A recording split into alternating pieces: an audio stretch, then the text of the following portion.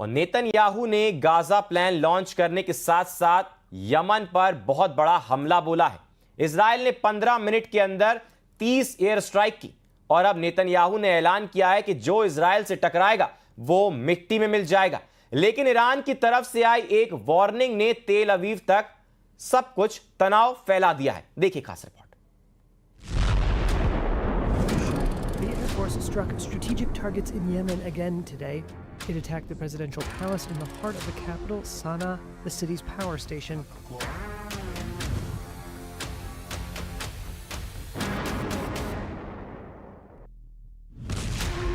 Israel ने युद्ध शुरू कर दिया है। इस धमाके में इजराइल ने अपनी नई फायर पावर दिखा दी है। यमन ने इजराइल का ऐसा हमला अब तक नहीं देखा था। राजधानी सना में इजराइल ने कई टारगेट्स पर बमबारी की है। ये वो इलाके हैं जहां राष्ट्रपति भवन भी है, पावर प्लांट भी है और तेल के डिपो भी है। हमला यमन पर हुआ है, लेकिन इजराइल ने मैसेज ईरान को दिया है। नेतन्याहू ने बता दिया है कि न यमन सुरक्षित है, न ईरान अपने को महफूज समझे। इस धमाके में इजराइल का ऑपरेशन तेहरान पार्ट 2 साफ साफ नजर आ रहा है। नेतन्याहू बताना चाहते हैं कि जो हाल वो यमन का कर रहे हैं, जो कयामत वो यमन पर बरसा रहे हैं, वही अंजाम फिर से ईरान का भी हो सकता है। यमन में हुए हमले में 6 लोगों की मौत हुई है, जबकि करीब 100 लोग जख्मी हुए हैं। इस धमाके को फिर से देखिए और बहुत गौर से देखिए। इजराइल ने इसी तरह के धमाके लेबनान पर करके दिखाए थे, जब हिजबुल्लाह की लीडरशिप को पूरी तरह मिटा दिया गया। अब इसी तरह के धमाकों से इजराइल यमन को दहला रहा है और मैसेज ईरान को दे रहा है। इजराइल ने यमन पर 15 मिनट के अंदर 30 एयर स्ट्राइक की है, यानी हर 30 सेकंड पर इजराइल का एक बंकर बस्टर बम राजधानी सना पर गिरा है। ऐसा इजराइल ने करीब 2000 किलोमीटर दूर यमन पर किया है, यानी ये एक लॉन्ग रेंज मिशन रहा, जिसमें कई F-15 विमान शामिल हुए। सवाल है कि क्या यमन के बाद इजराइल अब ईरान पर सबसे बड़ा हमला करने की तैयारी कर रहा है? ऐसा अटैक जो 13 जून को तेहरान समेत ईरान के कई शहरों पर हुआ था। מטרות אסטרטגיות בתימן, תקף את ארמון הנשיאות בלב הבירת סנה, את תחנת הכוח של העיר, מכלי הדלק שהם מספקים אותה. משטר הטרור החותי לומד בדרך הקשה שהוא ישלם ומשלם. लेकिन यमन पर हुए हमले के बाद एक बार फिर ईरान ने हूती विद्रोहियों के साथ खड़े होने का ऐलान कर दिया है।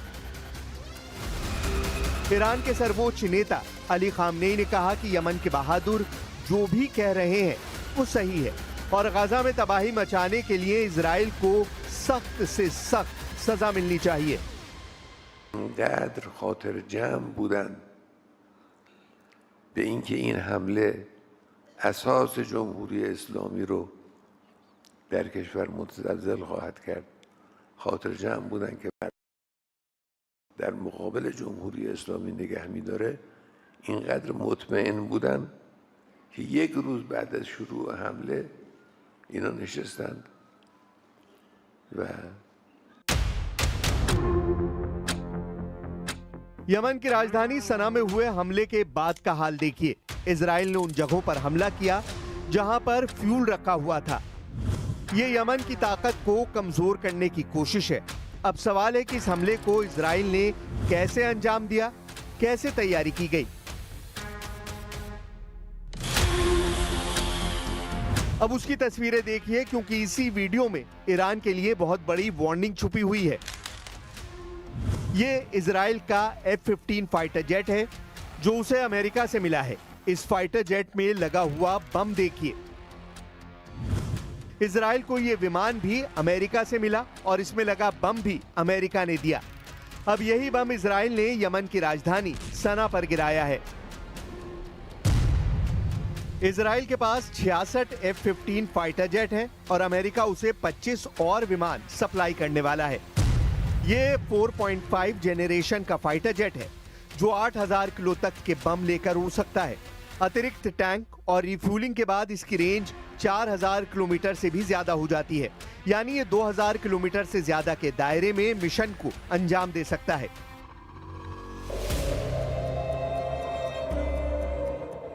यमन पर इजराइल के हमले की वजह ये तस्वीरें हैं।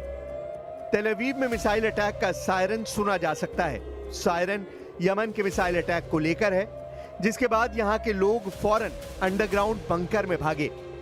ऐसे ही सायरन न सिर्फ इजराइल के लोगों को परेशान कर रहे हैं, बल्कि ये भी साबित कर रहे हैं कि नेतन्याहू के पास यमन का पक्का इलाज नहीं है, हालांकि उनके दावे बहुत बड़े-बड़े हैं। Whoever plans to attack us, we attack them. I believe the entire region is learning about the strength and determination of the State of Israel. क्या ईरान में अब ऐसे धमाके होने वाले हैं जैसे यमन में हुए हैं? वैसे ईरान पर हमले के लिए नेतन्याहू को दुनिया का सबसे खतरनाक हथियार देने की मांग की जा चुकी है। अब इजराइल इस धमाके से 10 गुना ताकत वाला ब्लास्ट करना चाहता है। ऐसा सिग्नल अमेरिका से मिल चुका है, क्योंकि अमेरिका में डिमांड उठ रही है कि B-2 बॉम्बर अब इजराइल को दे दिया जाए। अमेरिका के 2 सांसदों ने एक विधेयक पेश किया, जिसके मुताबिक अमेरिका के राष्ट्रपति के पास इजराइल को दुनिया का सबसे खतरनाक बम GBU-57 और उसे लॉन्च करने वाला विमान देने का अधिकार होगा। ये सांसद हैं डेमोक्रेट जॉश गॉटहाइमर और दूसरे हैं रिपब्लिकन माइक लॉलर।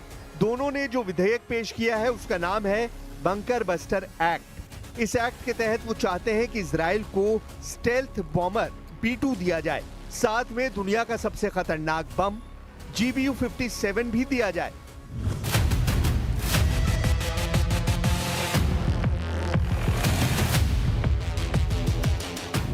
ताकि ईरान का परमाणु कार्यक्रम फिर से एक्टिवेट होता है तो इजराइल अमेरिका का इंतजार ना करे और खुद ईरान पर अमेरिका से मिली ताकत के बल पर टूट पड़े। यानी जहाज अमेरिका का होगा और टेक ऑफ इजराइल के एयरबेस से करेगा और यहीं से उड़कर वो ईरान में कोहराम मचाएगा। मकसद साफ है, ऐसे धमाकों से 10 गुना ज्यादा तबाही मचाने की ताकत इजराइल को मिल सकती है। अमेरिका ने 22 जून को ईरान की फोर्दो परमाणु साइट पर B-2 बॉम्बर से हमला किया था। इस दौरान स्टेल्थ बॉम्बर B-2 से फोर्दो परमाणु अड्डे पर GBU-57 बम से वार किया गया। अमेरिका ने दावा किया कि उसके पास इस बम ने 300 मीटर की गहराई में जाकर फोर्दो परमाणु साइट को पूरी तरह खत्म कर दिया। इस स्ट्राइक में फोर्दो पर 14 बम गिराए गए, यानी अमेरिका ने 7 B-2 बम वर्षक इस मिशन में शामिल किए। लेकिन 12 दिन के युद्ध का नतीजा ना तो इजराइल के पक्ष में आया और ना ही ईरान के पक्ष में। 12 दिन की लड़ाई के बाद ईरान पर इजराइल के हमले बंद हुए और इसी तरह इजराइल के शहरों पर ईरान की मिसाइलों की बारिश भी बंद हो गई। और फिर यह सवाल उठने लगा कि क्या वाकई ईरान के परमाणु ठिकानों पर अमेरिका और इजराइल का जॉइंट ऑपरेशन कामयाब रहा। लेकिन अब यही बात बंकर बस्टर एक्ट में दोहराई जा रही है।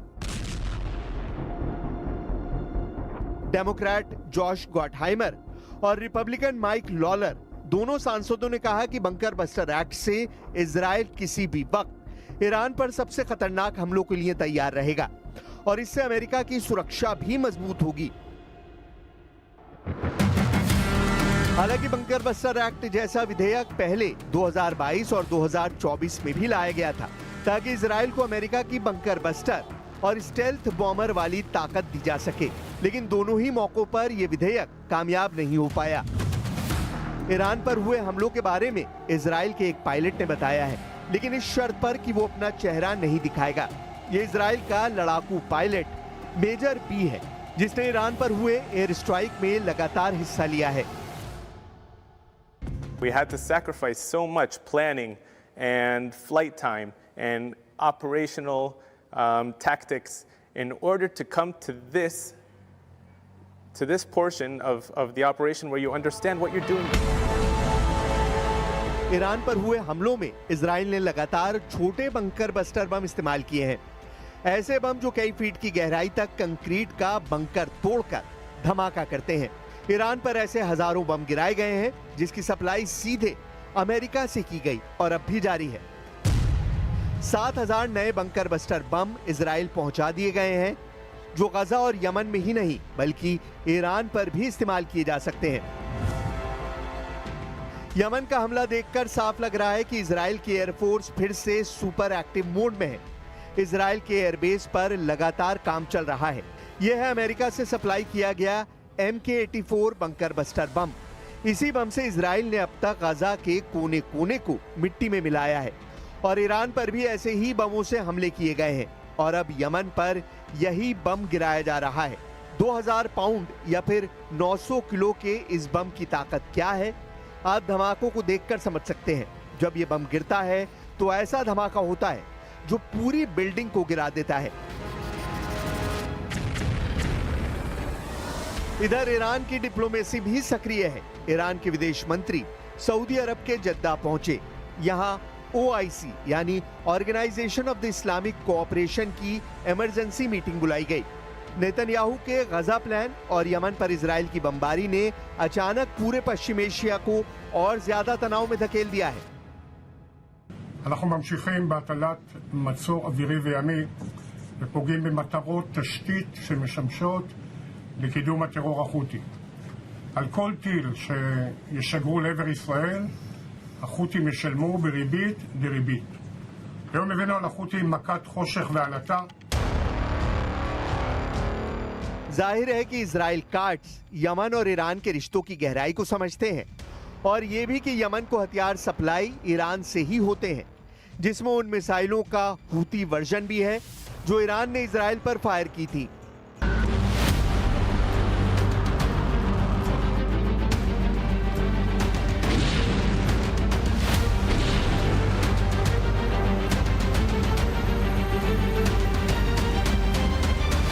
इजराइल पर ईरान की जितनी मिसाइल गिरी, ऐसे हर धमाके ने इजराइल के मिसाइल डिफेंस सिस्टम का पुर्जा ढीला कर दिया।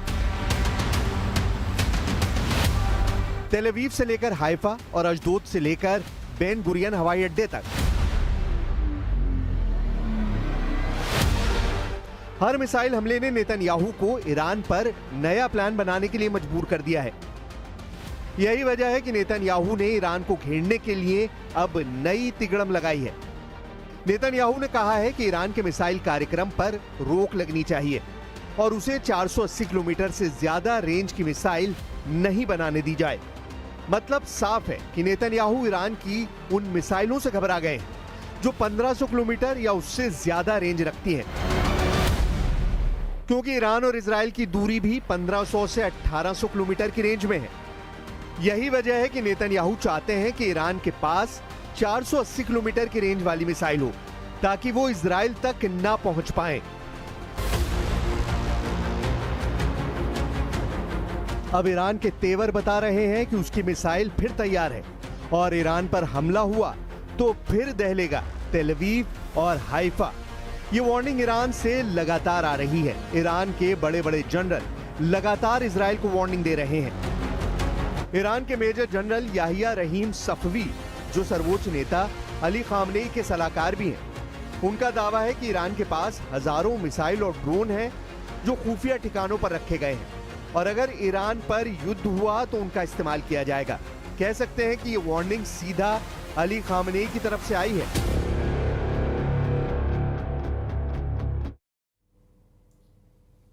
और रोकेंगे छोटे से ब्रेक के लिए, ज्यादा लौटेंगे। पूरी ताकत